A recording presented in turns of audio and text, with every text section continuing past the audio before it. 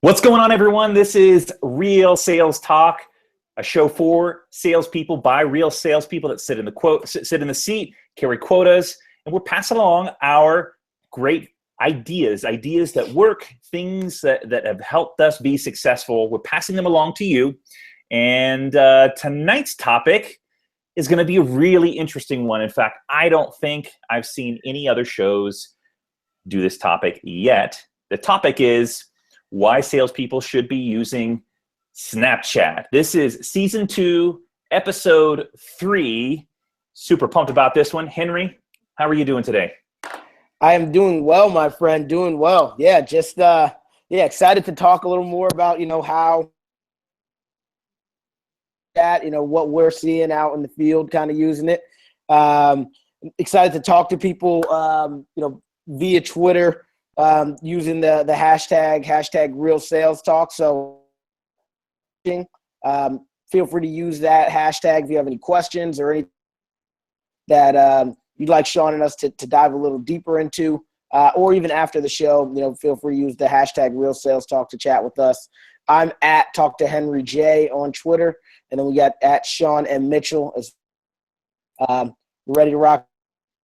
Cool. Yeah, and by the way, for those that are not accustomed to Twitter's hashtag, I always try and not assume that people know some of the simple things. So if you're using Twitter, you're going to go to a tweet, and you're going to, in that tweet with your question, make sure you include the hashtag Real Sales Talk. So it's the # Real Sales Talk, and then give us your question. We're monitoring that the live feed there. So as you get questions that come in, please kick them our way through that hashtag on Twitter. So I hate to make that assumption because no. I think sometimes it's good, people haven't used it. Clearing it up. Yeah, some people don't use Twitter very much at all. Yep. To ask us questions. So no. For sure. So the topic of why salespeople should be using Snapchat has come to mind a couple of times. I've heard a handful of people who have said that Snapchat is not a B2B tool, nor really a B2C tool. Like, you just can't use it for business. So I hear that rebuttal a lot. Let me just give you some statistics, just in case you're new to Snapchat, or just in case you're really trying to sort through whether this is a tool that you can use as a salesperson, whether you're on the B2C or B2B side. So Snapchat began in 2011 by Evan Spiegel is his name. He's still the CEO that runs the company. And get this, Henry, 200 million active users as of April 2016. In fact, I saw another statistic from a year ago that said 100 million. So in a single year, they doubled in size of active users. And just to give you some context here, Facebook has 1.6 billion active users, founded in 2004. Twitter has 320 million active users, founded in 2006. And Instagram, 400 million users, founded in 2010. So by next year, if they keep doing what they're doing, they'll be at 400 million users. What do you think about that, Henry? I think it's amazing, man. And not only are they growing, like, in terms of users, the amount people use it is crazy just to even watch, right? I mean, I hear a lot of people talking about, it's just, young kids on it, but that's 1,000% not true anymore. I mean, you look at, myself, you look at you, there's like Mark Suster. There's a bunch of like VCs on there. Mark Suster's, Saka, Gary V obviously is on there. There's a lot of people, in the buying range for most people that are on these platforms and that's just going to continue to grow as time goes on. So the crazy thing is, and I think people have short-term memories when it comes to this stuff, but in the early days of Facebook, remember when it was just for college students? Yep. And everyone was saying the same thing. It's just for college students. Yeah. And Twitter as well. Just for college students, or just for young people. And here we are in this same situation where you've got this incumbent, Snapchat, who is maturing, introducing new features just like they did earlier this week with memories. Have you gotten that feature yet? I just got it. I haven't used it really. I'm a fan of the classic Snapchat. I mean, I like nostalgic on what's been working. Yep. So One of the things that I think is interesting, and I haven't explored it to its fullest, the one prevailing function of memories is that you can save stuff to look back at it later, which I sort of like. yeah, The other one and I just used this morning, is being able to take photos from your camera roll and post them as snaps. So for example, what I did this morning is I was looking through my my Facebook feed, and I saw a quote by Gary Vaynerchuk. Yeah. And I took that from my camera roll, and I just shared it out to my Snapchat story. So I sort of like that feature, and I'm sure there's plenty of others that I've yet to discover, but I think that's really interesting. And to your point, lots of people are using the video component. 7 billion video views a day. And this is a stat as of January 2016. So I don't know how that compares. I didn't take the time to compare that to some of the other platforms, but I would guess it's rivaling right up there with Facebook.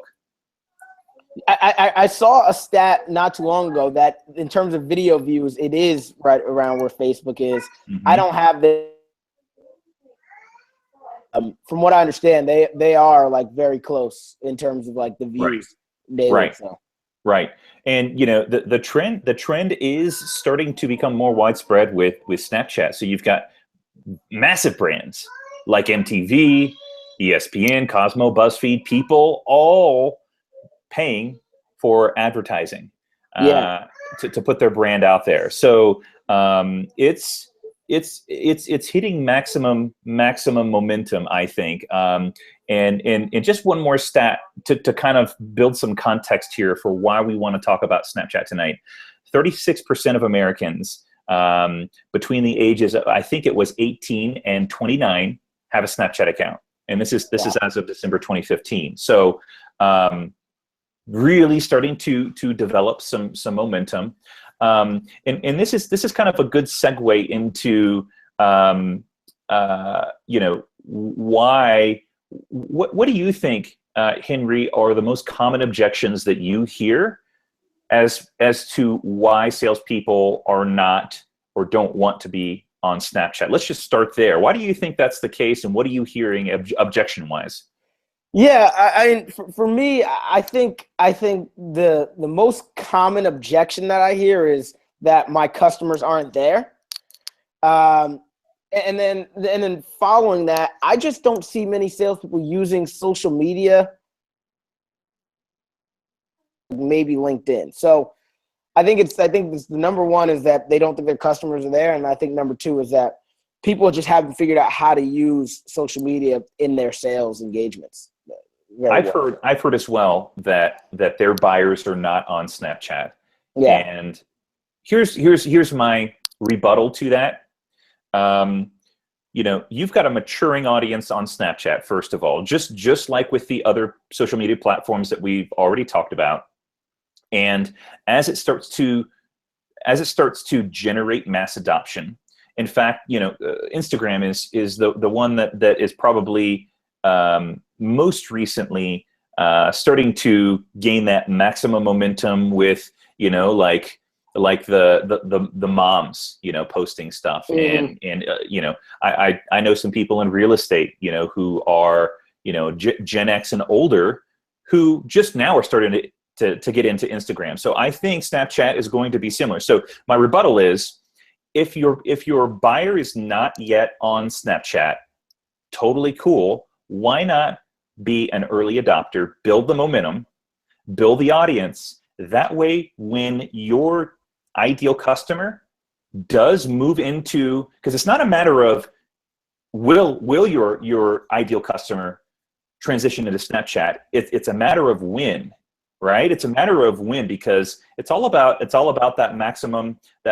momentum, because it will happen. So why not get on there early, start to build a community and build a name around whatever you're selling, so that when those ideal buyers start to come of age, you've already established yourself as the dominant thought leader on Snapchat for your industry.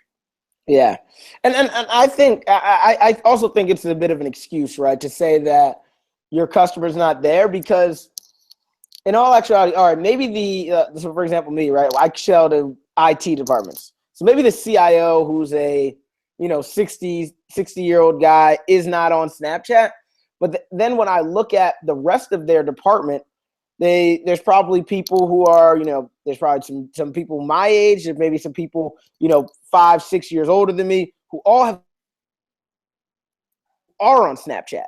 So maybe like the person who signs the check isn't on Snapchat, but there's a lot of the people who are going to influence your deal who are on Snapchat. So you could be making a brand for yourself with them until like that next level, the executives are start getting on there, right?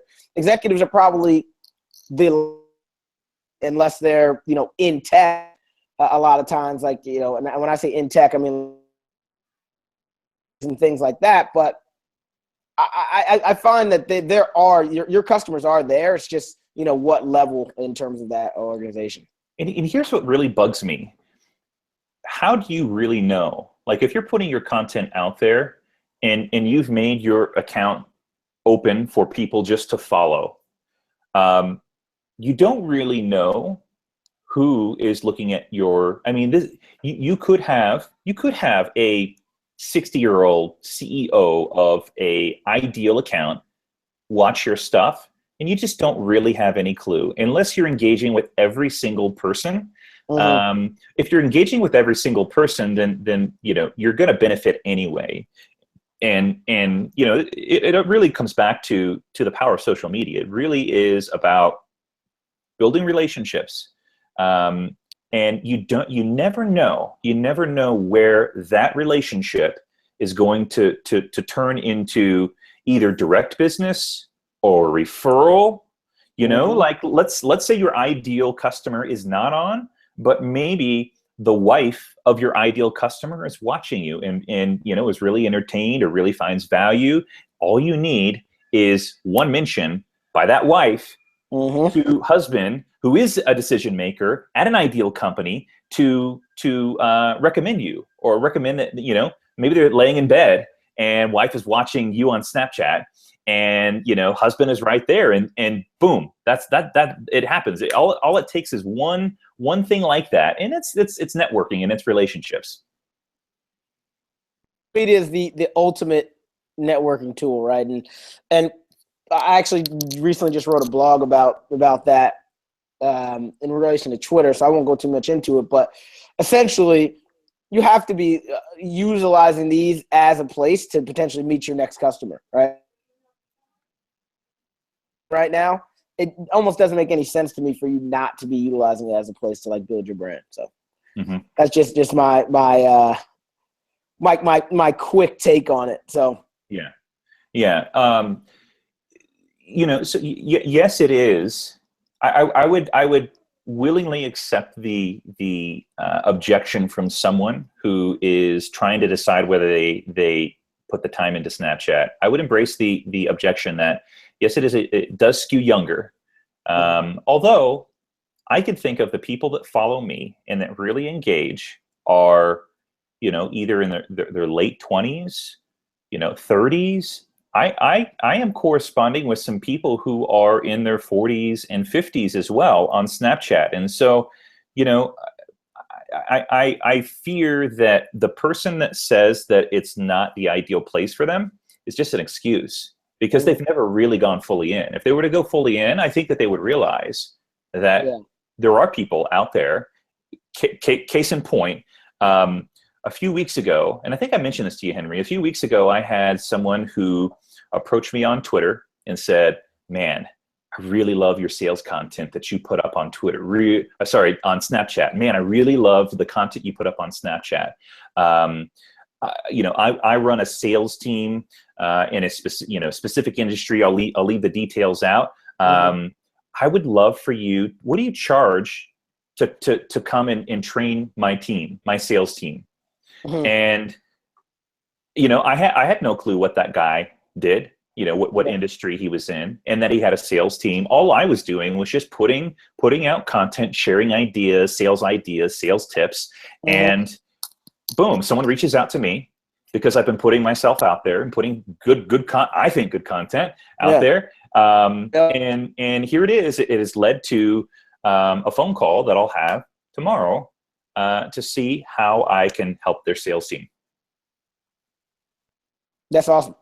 Yeah, I don't think you did tell me about it, but that's amazing, man. I mean, it seems like, it's one of those things, right?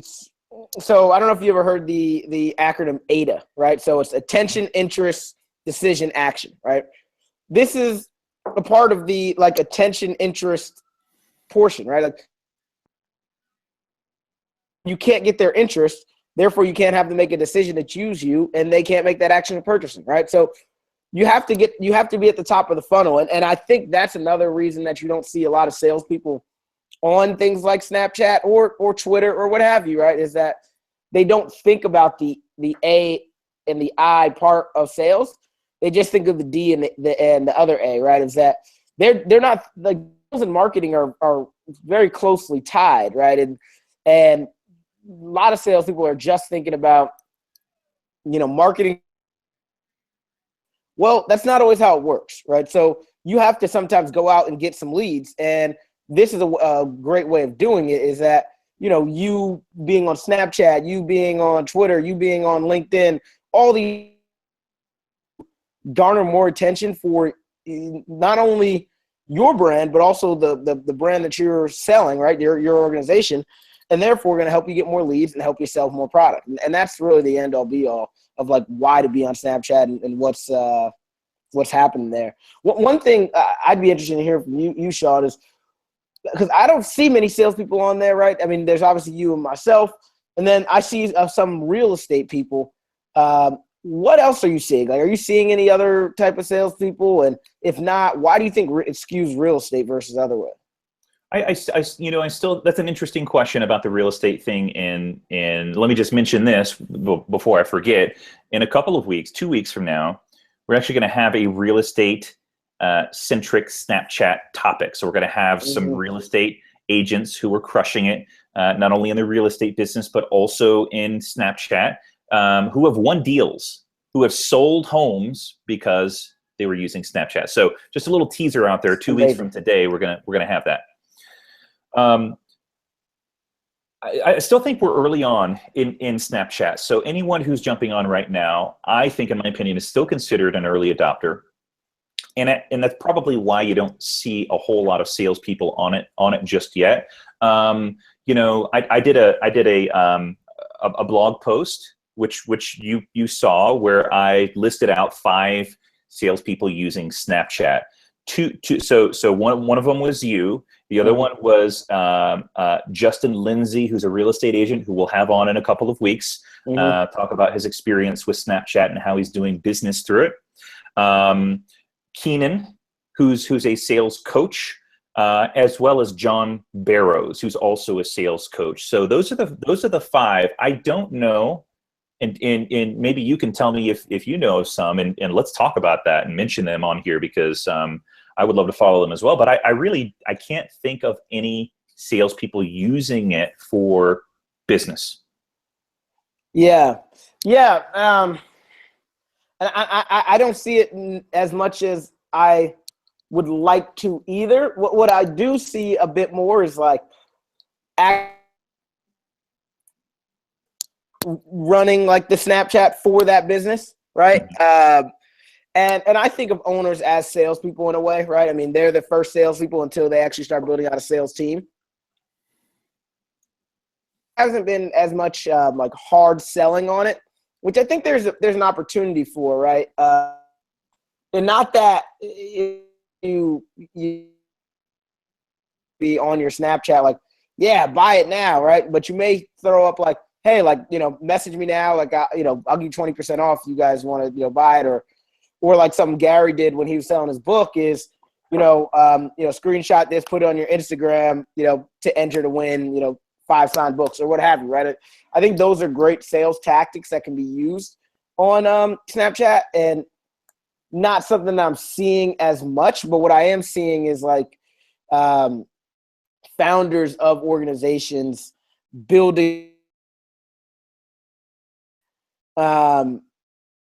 and like leveraging it to bring people back to their website, leveraging it to bring people to like sales pages and things like that. So that's something that I'm seeing more, and I'd almost like to see a little more hard selling than just like straight up branding, because I think there's an opportunity there.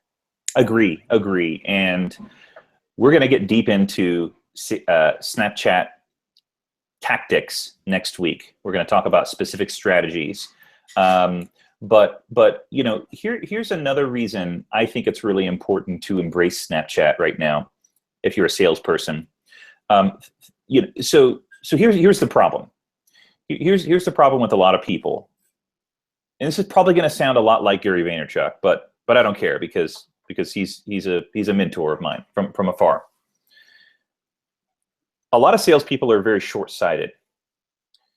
They're not looking at, you know, like long-term relationships. In many cases, there are plenty of great, like consummate sales professionals who think long-term, building relationships. But a lot of salespeople, unfortunately, think about this month's quota, July 2016's quota, and how they can meet that quota instead of building long-term relationships that then feed them, you know, 3 months down the road, 6 months, a year or more.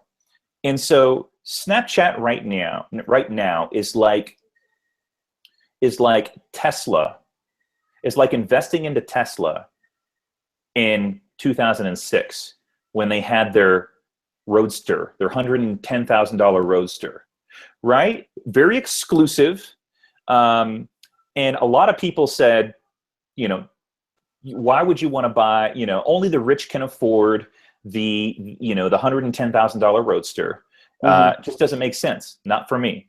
But the people who had the foresight to see that Tesla was more than just a niche automaker, but had a plan for 10 years from now, you know, where all of a sudden they're not talking about a mass market $35,000 car, are now winning because they had the foresight to invest their money into the company when it first got started and when they first went public. And so for salespeople looking at Snapchat, I think it's incredibly important, not only just with Snapchat, but in general with building relationships and business. You've got to have the foresight to identify an opportunity that may not be ripe right this very second, but in a year from now, 2 years from now, it's going to be a massive, massive opportunity. And to invest a little bit of time into it now, to build an audience right now, is wise and smart and looking ahead instead of just looking at the immediacy.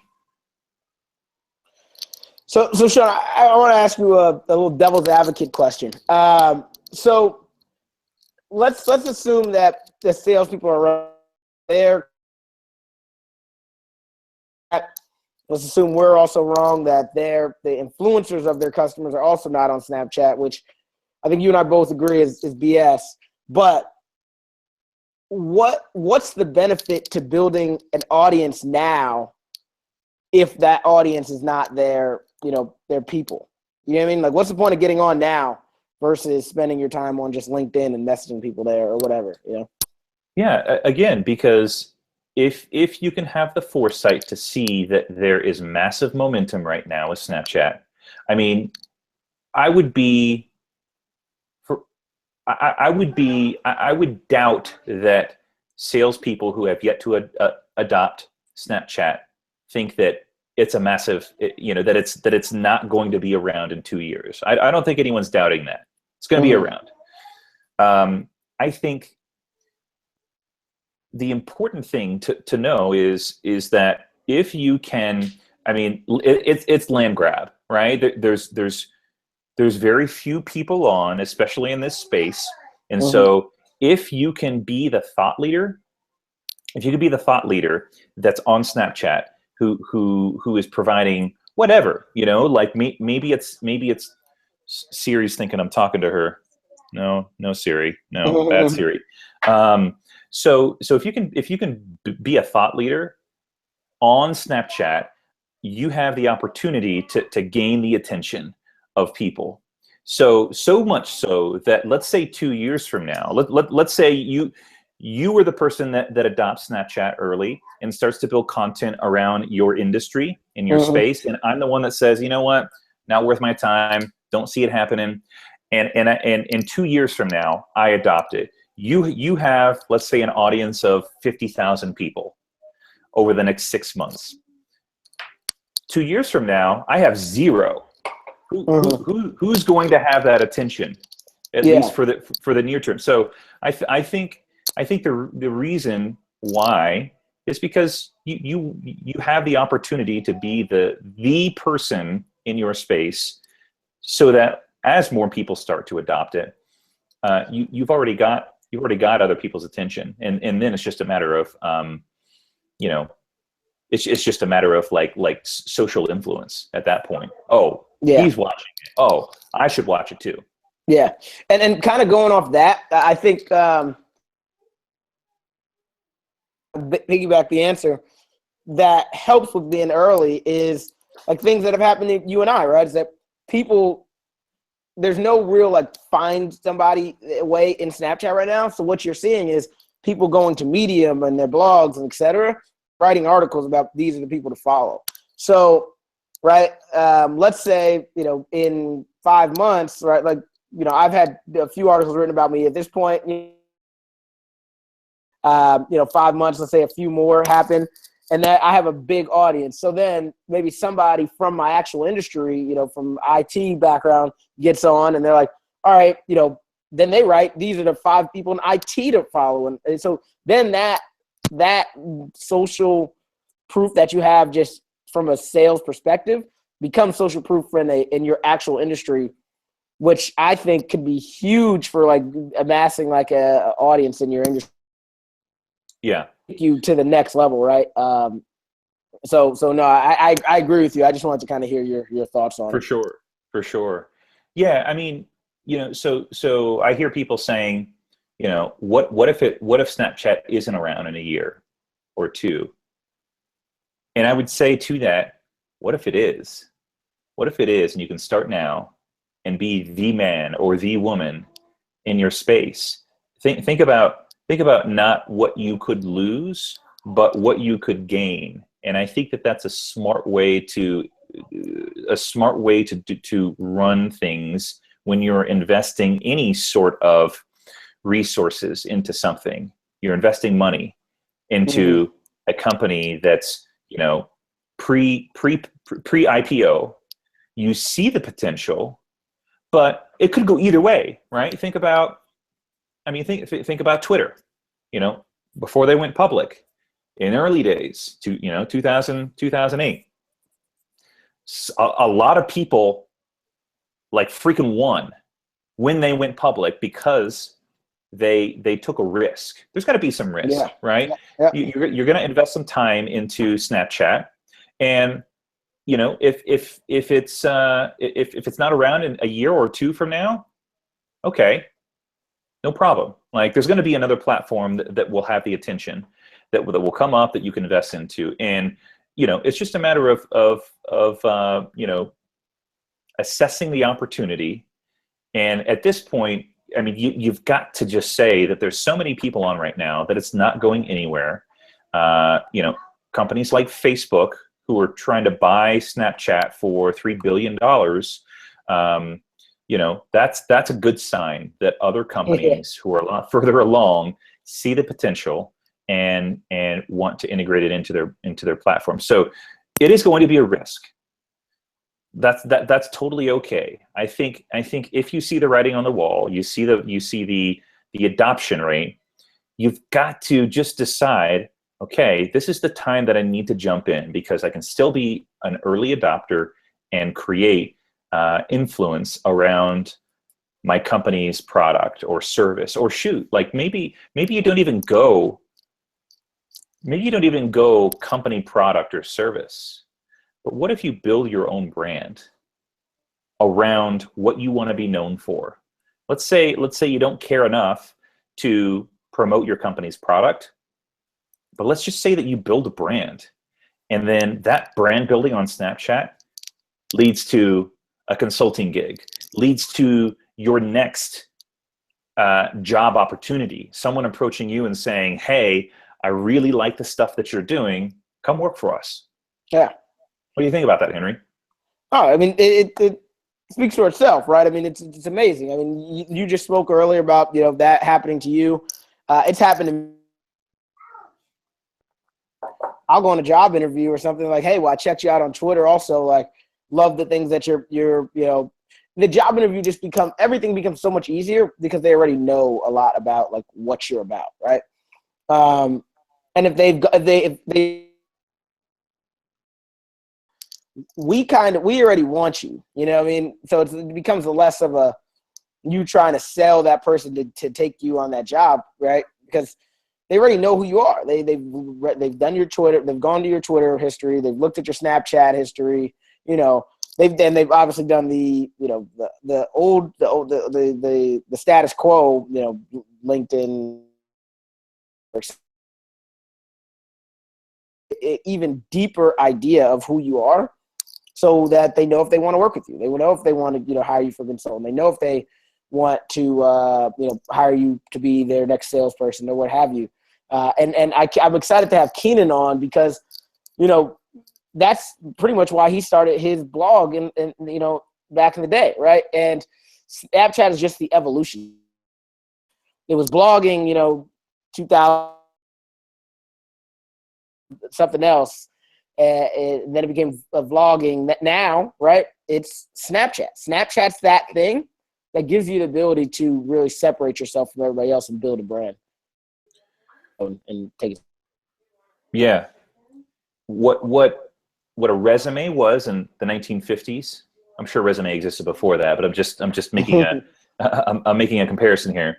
What a resume was for the 1950s, social media like Snapchat is the modern day version, and a better iteration of the resume, because the resume you can forge, right? You can put some numbers up, and maybe if you go and you do like a background check and you verify some of these things with previous employers, you can verify whether or not that person is telling the truth. But there is no hiding when it comes to social media. If you're putting your stuff out there and you're building value and you're providing value to other people, this is the best way to build your brand, because it's true, it's authentic, and it's totally you. You are yourself when you're on social media, and hopefully your best self, right? There's a lot of ugliness happening out there, but there's a lot that you can leverage, and it's going to be a better way to build, brand build on platforms like Snapchat, because people can really get a much better sense of who you are. And conversely, like, let's say that you don't have a spectacular resume. You're early on in your sales career, or you just maybe haven't figured out the sales career yet, but that you want to keep at it to get better. Let's say the resume doesn't really do you justice. Someone goes to social media like Snapchat and sees that you're putting out, daily sales tips, giving insight into, how to handle a brush off on a cold call. They instantly see that, okay, maybe this person doesn't have as much experience, but man, they sure can handle, they sure do have the fundamentals down. I'm going to give this guy a chance, or give this gal a chance.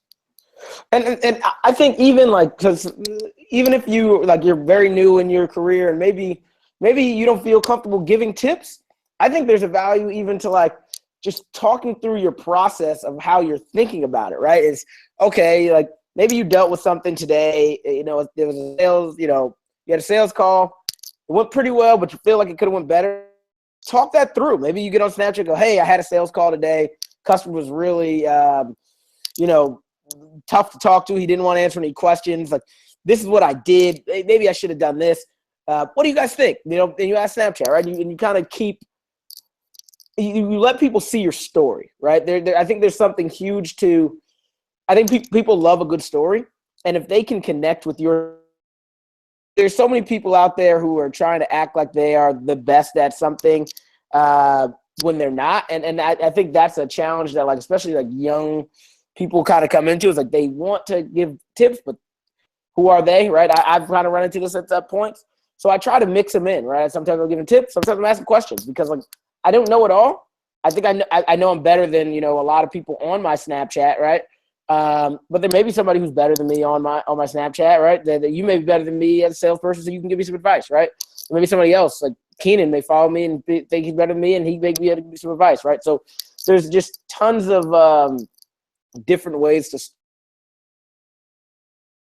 of yours, and I think so many people are just scared of the potential like repercussions. They're playing defense, right? They're scared of the repercussions of it and not thinking of the upside. As man, 100%. Well, yeah. And, you know, I can hear some people who might be thinking, what if I look dumb? What if I say the wrong thing? Or even, I've heard this a lot, maybe more from females than males, but I don't like the way that I look on camera or video. And so I think you have to find your own path, you know, for the person. And I know that there's some people who watch or listen to this show who are early on in their sales career, you know, who may not have the experience underneath their belt to offer advice. Totally cool. I think there are some ways that you can still, like you're saying, leverage Snapchat to build a brand, even though you may not have every, you know, component of a, you know, sales process down. You know, I like the idea of you know, of someone who's early on in their sales career, kind of like opening it up, getting feedback. You know, here's the conversation that I had with this potential customer on a demo, and here's how it went.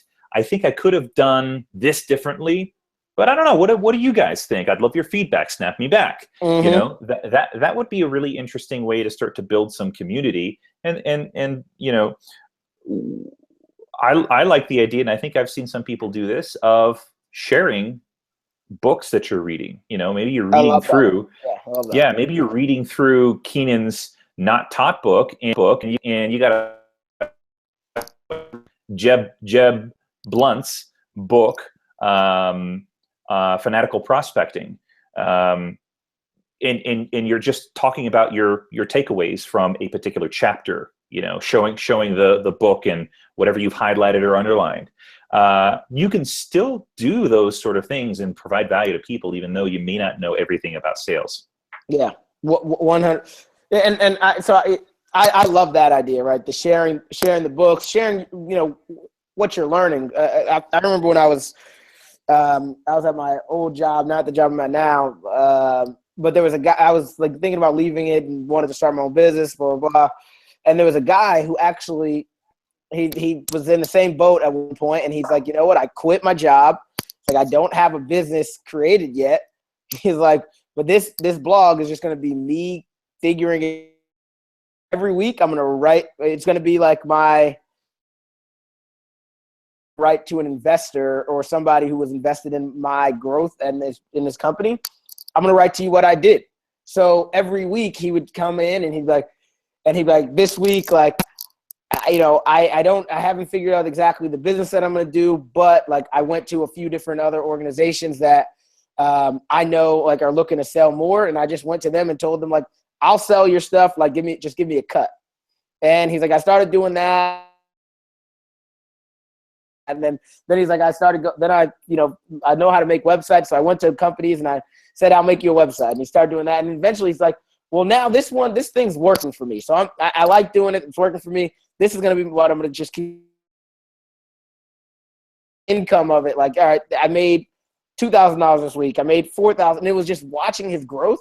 It was amazing, right? He's kind of stopped writing in it, but it was like, wow, like, all right, like maybe I could do this, you know, maybe I should go give it a shot. Like, right. But it was,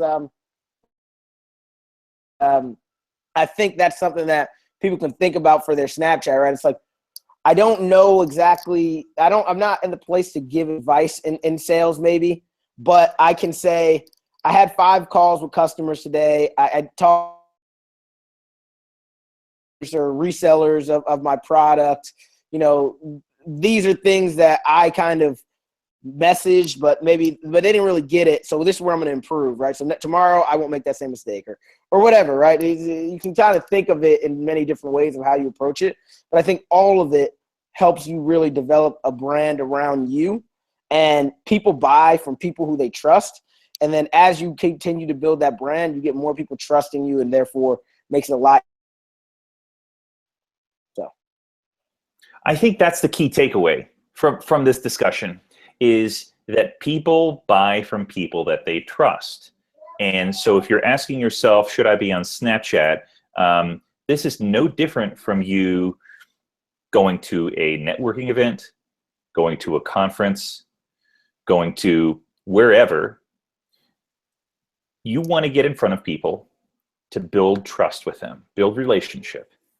And if you can build that trust and relationship, maybe that person that you're talking directly to on Snapchat cannot provide you any, monetary benefit through sales, but they likely know someone.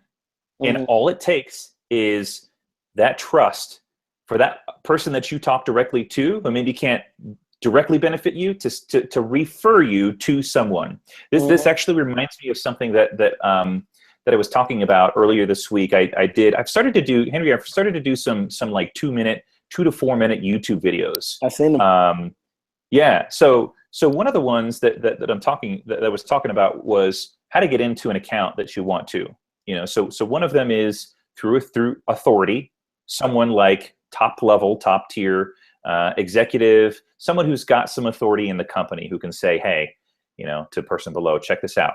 You need to look into this and see if this benefit our company. The other way to get into an account that you want is through someone outside who's got influence, who sits outside of the company, maybe as a consultant, maybe as a coach or whatever, and have someone who's already got trust built to recommend you into the company. And so Snapchat is about relationships, and business is about trust.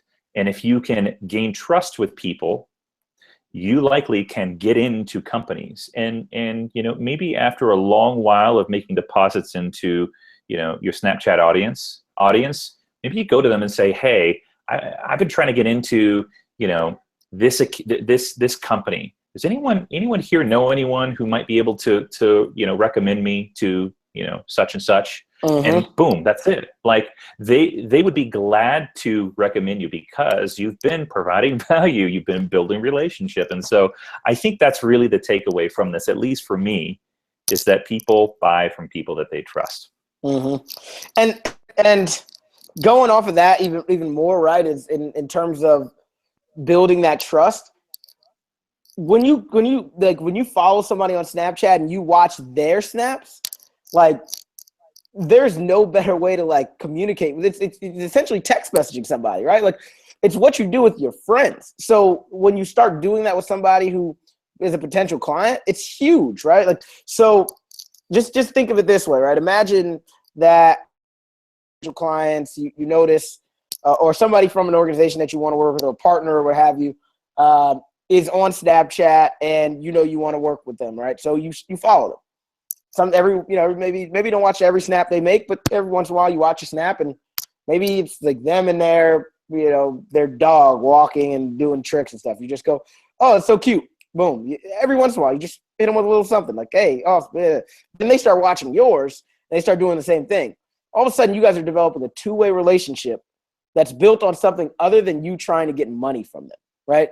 Which is huge for building that trust, right? So then you can go for it. It's the jab, right hook, right? So that you've jabbed them for. We're in the same industry. Like, I'd love to, grab a coffee one day if you're around. I noticed you. We go to the same shop or whatever, right? It's just another way into somebody's purview, right? And I do that today with some of my partners at my company, and that they follow number, you get their Snapchat. So I just add them. It's like you have there's two responses to that, right? You see them on your Snapchat, so you can either add them or just say, oh, no, my Snapchat is, private, so I'm not going to add them. Well, then you're giving away a potentially great channel for building a connection with somebody, right? So to me, add them, and you should be being the best version of yourself on your social media anyway. I'm not saying to not be authentic, right? Because, you saw you can see my Snapchat from, any night of the weekend. I go out partying. Like, I don't think there's anything wrong with that. So I'm not being authentic, but it's helping me build. So my partner's watching. Like, next time I'm in town, we should go hang out. Boom. We're building as friends that help each other make money, rather than like people who make money who are trying to force a friendship. So. Yeah, totally. And I think regards to Snapchat, it's the same thing as. What I liken it to, Henry, is when you have a first sales call with someone, let me just kind of paint out the scenario. You make a cold call.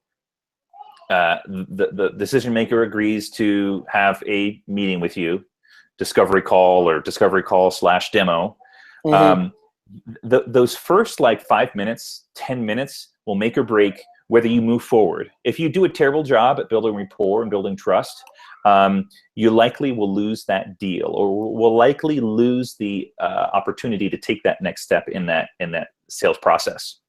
Imagine if you were using Snapchat and somehow connected to them, built the relationship, engaged with them, said, hey, cute dog, or whatever it was. You had a knowledge of them, maybe a little bit about their personal life. Maybe they had some knowledge about you and your personal life. Then you go into that initial discovery phone call. Will that conversation go better or worse? What do you think, Henry? Better, 1,000%. And I think that's something that people forget when they're doing business to business sales, is that no matter if it's business to business, it's always person to person. You have to engage with a person. It's not just my product, your problem, right? It's also me as a person to talking to you as a person. And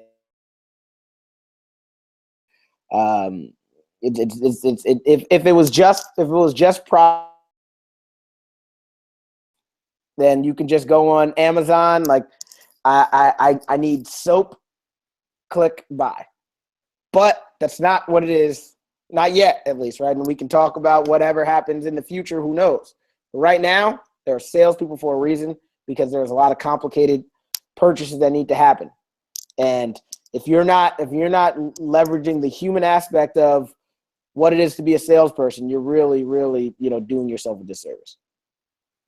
Yeah, I mean, rapport building 101, right? You've got to find ways to relate and to connect on a human level. If you don't have that, then it's really hard to take a sales conversation to the next step.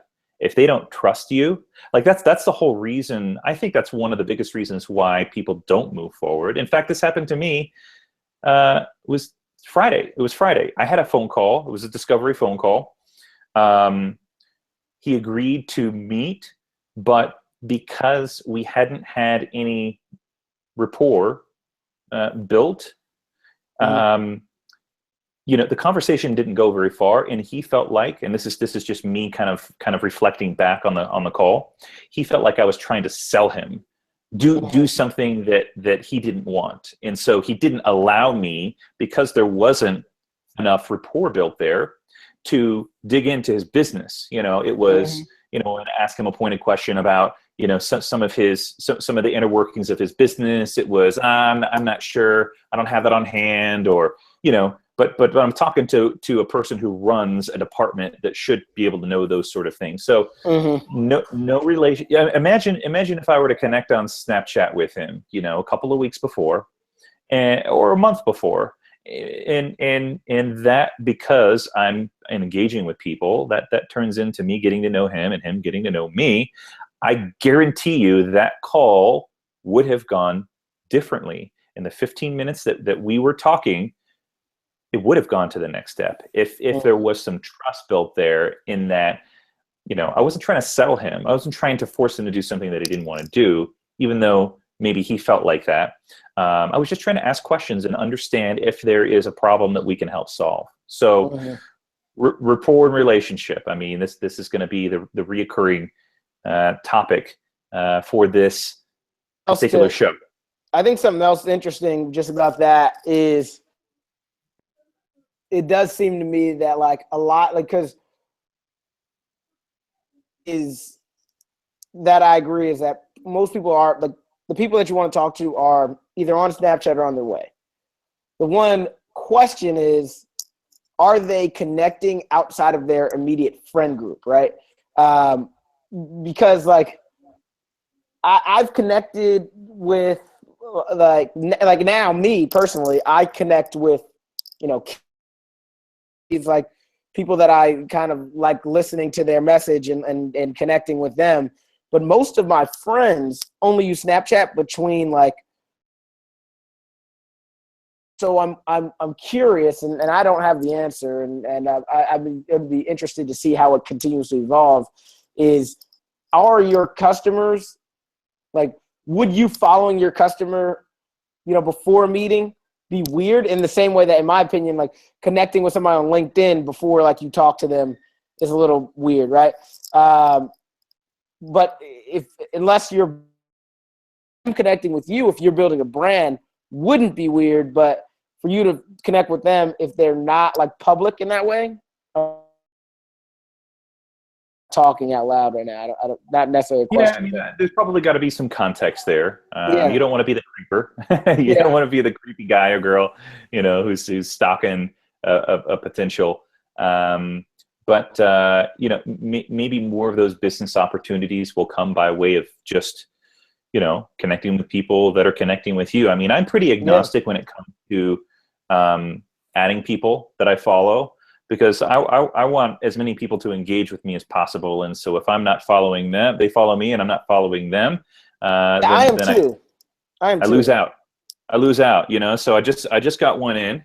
There at the actually got to add the two below. We're kind of seem. I'm not really sure about them, but the one above, I'm like, I'll add her right now. In fact, I think she found me on Twitter, Chelsea Peets. So she actually just, funny enough, so Chelsea just messaged me a minute ago. She nice. just finished episode 2 of so I was telling her we're live right now. I don't know if she came on or not. Cool. But hey Chelsea, if you're on, what's up? Yeah. So we're about 5 minutes, six minutes left. I want to give some people who are listening to this some recommendations on who they can follow. So do you want me to go first, or do you have some people off the top of your head that you want to recommend? Yeah. So I'll let you go first, and let me, I have a few, okay, but I don't want to kind of do the same one. So I'll let you go first, and we'll kind of totally go from there. So I'm gonna just kind of give you some people that I really enjoy following. Some of them may not be directly sales people, but absolutely people that you can learn from and implement strategies in tips and techniques for your sales career. So I'm just going through like my chat conversations. So Mike Vacanti, he's a fitness coach. He was a former fitness trainer for Gary Vaynerchuk. He's since moved on from that and focusing on growing his business. I really like him. I think he's got some interesting insights. Of course, I follow you, Henry. People aren't following you yet. You should. John Barrows, Barrows.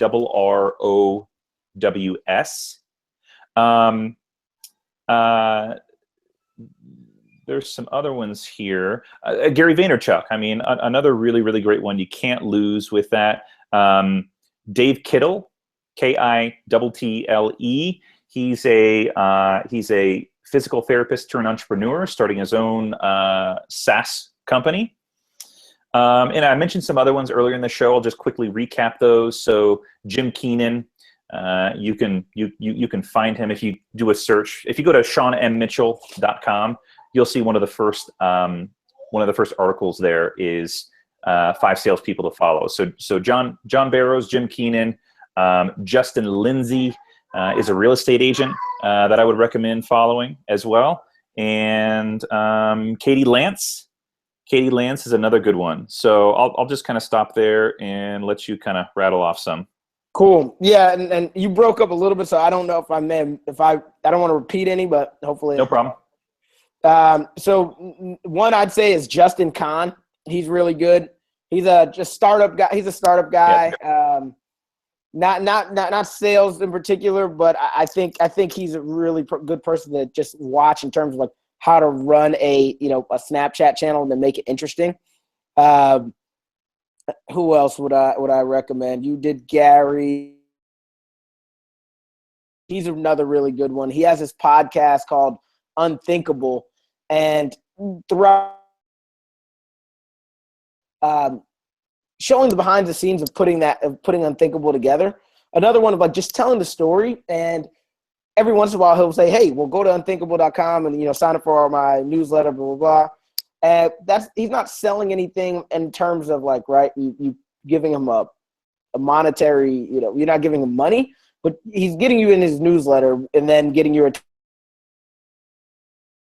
He does some really good strategies for kind of getting people to his website and doing that.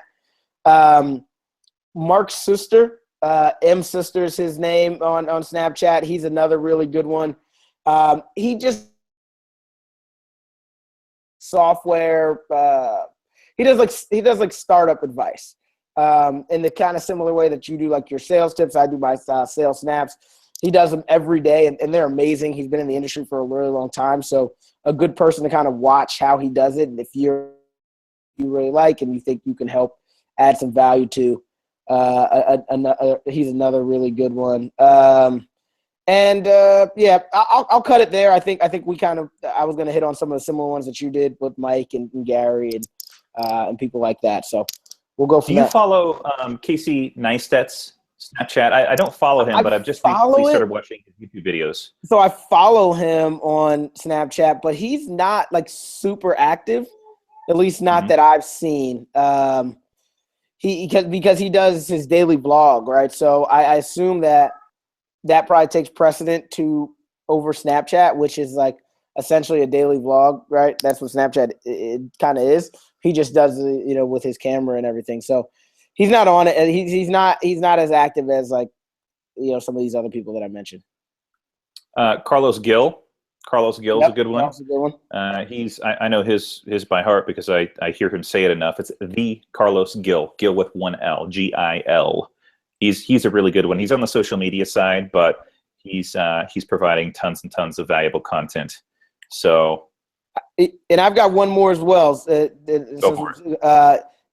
David Cancel. He's D Cancel on Snapchat. And he's the CEO of this company, and he does pretty much a little bit of what you were talking about before, in that he reads a ton. So he'll just look at, as he's reading, he highlights things, in his book or in, his Kindle or whatever, and he'll just take a picture of it so that you can read it as well as like just a little nugget of advice. And this is like his the last 2, I believe, he sold to HubSpot. So he's been very successful and definitely a good person to get some advice from.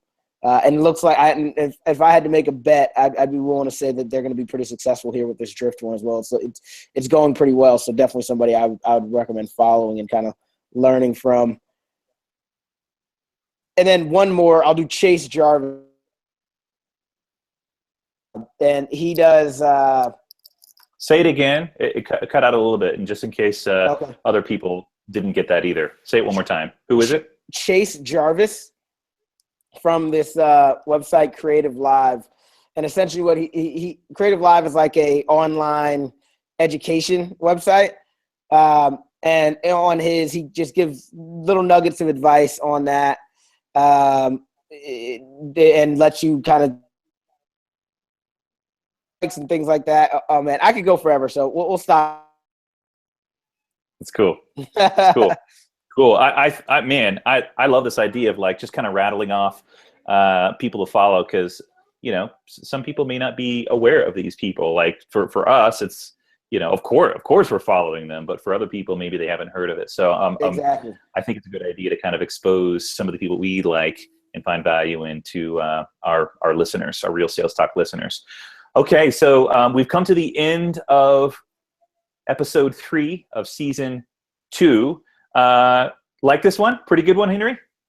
That was good. I love Snapchat, man. So anytime we get a chance to talk a little more about Snapchat and how people can use it, I'm all for it. We're going to make a theme out of this. We're going to do a series here on Snapchat, because I really want to. I've been really focusing on just kind of cornering the market of Snapchat for salespeople. So I want to be a thought leader, and this is one of the things that we're going to do. So this is kind of the first part of a Snapchat series. Next week, Henry and I are going to talk about specific strategies to use as a salesperson to build your personal brand and also to generate sales. So I'm going to share some of some of the things that I do, and I'm really looking forward to this, because I've got some tricks, Henry, that I haven't shared with anyone. Let's do it. I got some tricks. So I'm looking forward to passing those along. And then 2 weeks from today, the third part in this series will be centered around real estate, Snapchat for real estate. I think this is a really cool one because they sell a visual product. We may also have, they verbally agreed, and so hopefully we can kind of get them in, but we got a verbal commitment from the founders of Ghost Codes. So hopefully we can get them on sometime here in the near future, and we're gonna have them kind of talk about their influence on Snapchat and how salespeople can use Ghost Codes. So super pumped about this. This is like a mini series. This is a mini series within a season. Meta. Yep, that's totally deep. That's total meta. Cool. Okay, so thanks everyone. Really appreciate you tuning in, whether it's live, whether it's watching the re-recording on YouTube, or listening on iTunes Podcast, Stitcher, Google Play. We really appreciate it. In fact, if you're really digging what we're talking about, it would mean the world to us that you wrote a review. Right now, I don't know if Stitcher and Google Play allows you to do reviews, so I know for a fact that iTunes does. So if you're really digging this, it would really help us. We want to get this message into the hand as many salespeople or business people as possible. So writing a review will help us kind of move up the charts and get some more natural exposure on some of the topics. So with that said, Henry, we'll see everyone next Sunday, 9 p.m. Eastern. Are you going to be in Boston at your place next weekend? No, so I'm going to Atlanta this weekend. I think I will be back right around. I actually need to check my calendar when I'm flying back in. But yeah. Going to Atlanta, and so it should be good. I will be in San Francisco. I'll be at a sales conference called Sales 2.0 conference. And so I'll be just kind of chumming it up, learning some cool stuff. And I'm trying to think if I should share this cool idea that I share. I guess I shared it on Snapchat, so I can talk about it on the show. I had a custom geo filter created for Snapchat. So while at the conference, anyone who does a snap and goes through the filters, they'll see. In fact, I'm gonna show this to you. I'm gonna show this to you guys. If I can pull it up in time. So I don't think I can get it in time. Anyways, so anyone who pulls up Snapchat and goes through the filters, they're gonna see my beautiful face. They're gonna see this nice little cartoon version of the Golden Gate Bridge, and then a statement that says, "Can you find Sean M. Mitchell?" So I think it's going to be a really interesting way to network and to make conversations with other people, hopefully other salespeople who are using Snapchat. So I'll be in San Francisco. I'll be doing the show from San Francisco, and whether you're in Atlanta or Boston or wherever, we'll jam and we'll talk about specific Snapchat strategies. There So we go. thanks again, everyone. Really appreciate you joining. And give us a review if you have not done so already on iTunes. It would mean a lot. And we'll see you next week, 9 p.m. Eastern. Awesome. Peace out, everybody. Peace.